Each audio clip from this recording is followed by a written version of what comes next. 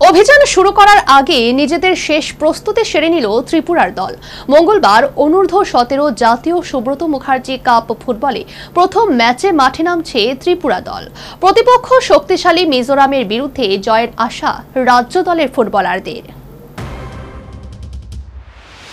রাজ্যভিত্তিক অনূর্ধ্ব-17 Subrata Mukherjee cup ফুটবলে champion হয়েছিল Tripura sports school দল। জাতীয় স্তরে খেলার যোগ্যতা অর্জন করে ভারতের সেরা স্কুল দলটি। রাজেশ রায় চৌধুরী এবং আবু তাহেরের নেতৃত্বে গোটা দল ইতিমধ্যেই দিল্লিতে অবস্থান করছে। দীর্ঘ রেল পথযাত্রার পর রবিবার দিল্লিতে পৌঁছায় রাজ্য দলের ফুটবলাররা। অনেকটা ক্লান্ত দলীয় ফুটবলাররা প্রথম দিন অনুশীলন থেকে বিরত থাকলেও সোমবার হালকা অনুশীলনে ডুবল গোটা দল। 16 সেপ্টেম্বর মঙ্গলবার রাজ্য দল প্রথম ম্যাচ খেলবে শক্তিশালী মিজোরামের বিরুদ্ধে। তার আগে গোটা দলকে সাজিয়ে নিলেন দুই প্রশিক্ষক। ঘরের মাটিতে রাজ্যভিত্তিক আসরে দলীয় ফুটবলাররা নিজেদের যে প্রদর্শন করেছিল তা মিজোরামের বিরুদ্ধে ধরে রাখতে মরিয়া দলের প্রত্যেক ফুটবলার।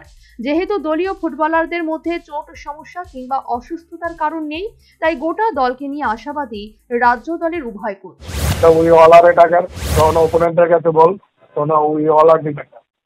এই গেটে কে গোল করলো কে না এটা প্রশ্ন না।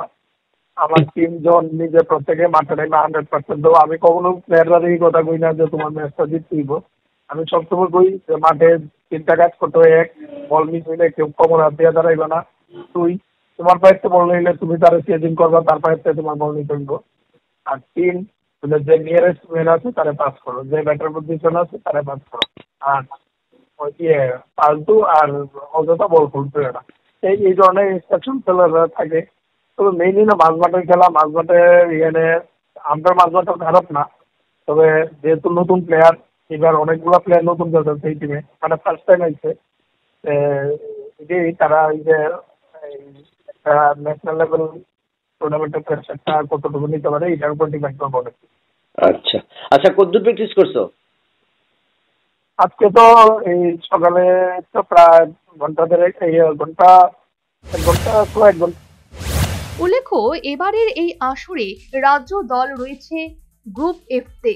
16 সেপ্টেম্বর প্রথম ম্যাচে রাজ্য দল মিজোরামের বিরুদ্ধে, 17 সেপ্টেম্বর সৈনিক স্কুলের বিরুদ্ধে, 18 সেপ্টেম্বর চণ্ডীগড়ের বিরুদ্ধে মুখোমুখি হবে। প্রতিটি ম্যাচ রাজ্য দলের কাছে অতি গুরুত্বপূর্ণ হওয়ার কারণে অনেকটাই চাপে রয়েছে দলীয় ফুটবলাররা। তবে প্রত্যেক ফুটবলার নিজেদের নিংড়ে দিয়ে এই জয়ের জন্য ঝাঁপাবে বলে আশা ব্যক্ত করলেন দলের কোচ এবং কর্মকর্তারা। Bureau report, news vanguard.